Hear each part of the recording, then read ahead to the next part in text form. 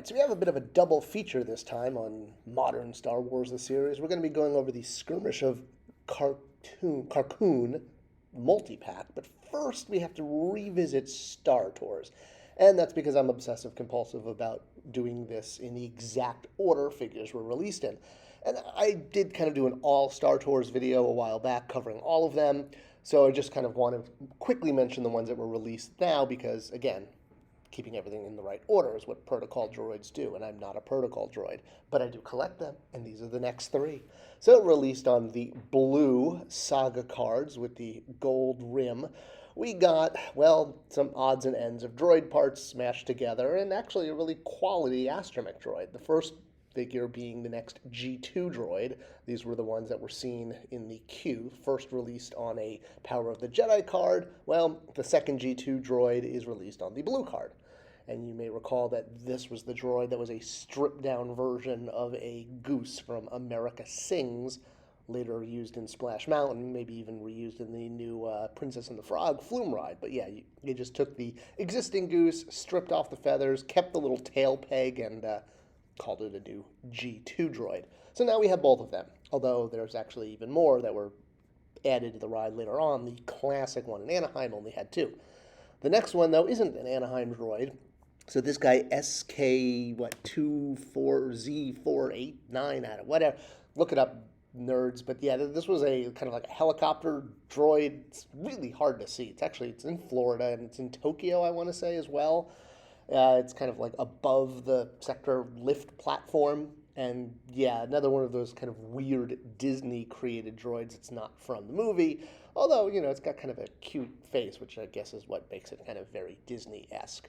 But yeah, you can also tell this was another stripped-down bird from America Sings that they just attached a propeller to the top and bam, new droid. Now, yeah, I was kind of getting iffy on collecting Star Tours once they started getting to the obscure stuff, especially the non-Anaheim things, but again, for the sake of brevity, in release order. All right, the last one was this guy, the R5-D4, which, while he shares a name with the droid from A New Hope and Mandalorian, it's a very unique droid and unique sculpt that's actually never been released. So this is the actual prop that was used in the movies that was lent to Disneyland on a permanent basis to put in the queue for Star Tours. And what's unique is this is the only time we've got a figure of this type of droid. It's the one where the binocular eyes are looking down, the R5 head on the bottom left there, as opposed to the basic R5 head or the prototype that had the 3 dots eyes across the front. So this one had 2, and they're like binocular eyes, if you will, that are looking slightly down. You do see this droid showing up throughout the original trilogy, but oddly, we have never gotten a action figure of any of them, of the Imperial versions, of the Rebel versions, of the regular ones. So yeah, Disney basically took the prop and put a giant battle mark over the front and just put it in Star Tours. But the toy that they make is actually really quality. This is one of the best Astro droids they've ever made, meaning I guess Hasbro. It's got a really nice thick, durable quality to it, and I love the battle damage. It's honestly one of my absolute favorite droids ever made for the modern line. Okay, so with that behind us in release order, let's look at the Skirmish at Carkoon, the pit of Carkoon. I can't speak today. All right, so this was when we were getting kind of a whole bunch of multi-packs, mostly released at Toys R Us, and doing a multi-pack of army builders or, fun battle in a box for kids makes sense. And for collectors, the figures were originally released in a 3-pack, or at least the 3 Jabba Goons that came with it, Klaatu, Barada, and Nikto, even though that's not necessarily their names. I'll link to a video explaining that at the end. So they got slight repaints, same accessories. The original 3-pack Cinema Scene was really hard to find, so getting these figures again, even if, Nikto here had slightly more green on his face and, a little bit more dirt there. But whether or not they're the exact re-release, they're kind of close enough. Han, on the other hand, is a unique figure. It's a kit bash, and that's why I'm spotlighting this pack.